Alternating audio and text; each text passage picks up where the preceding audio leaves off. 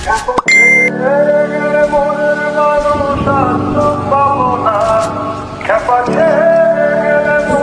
করো?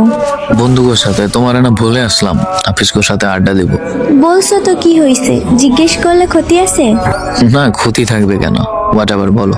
না থাকো, আড্ডা দাও, পরে SMS দিব। ঠিক আছে, টাটা। আচ্ছা টাটা।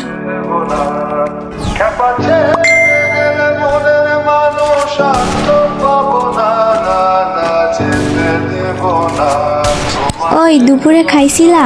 আমি জিজ্ঞেস করতে ভুলে গেছিলাম।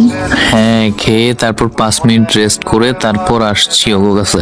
তুমি খাইছো? হ্যাঁ খাইছি। শরীর ভালো আছে তোমার? হ্যাঁ আছে, আলহামদুলিল্লাহ। তুমি সুস্থ তো? হ্যাঁ।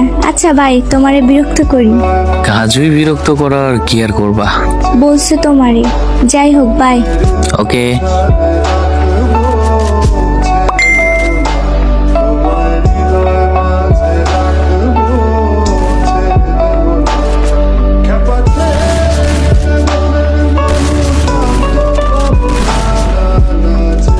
আশিক।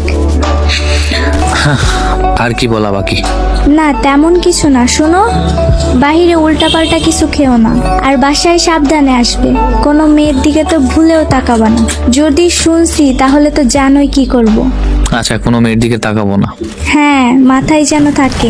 আর শোনো, সাথে টাকা আছে? বন্ধুদের সাথে যে ঘুরো, টাকা খরচ হইব না? সাথে আছে কিছু, সমস্যা নাই, চিন্তা করতে হবে না ওইটা নিয়ে। আচ্ছা, তোমার বিকাশে 500 টাকা দিই, তুলে নিও। আরে না, প্রয়োজন নেই, টাকা আছে। আচ্ছা, ওটা রেখে দিও। আমার সাথে দেখা করলে তখন আমার ফুচকা ঝালমুড়ি খাওয়াইও।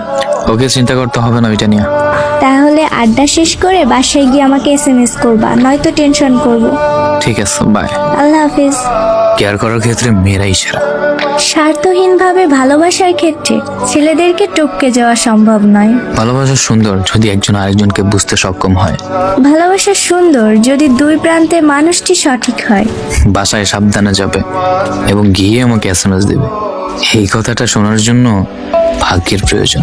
বেঁচে থাকুক পৃথিবীর সকল সত্য ভালোবাসা। বেঁচে যাক মিথ্যা শহরের মিথ্যা ভালোবাসা।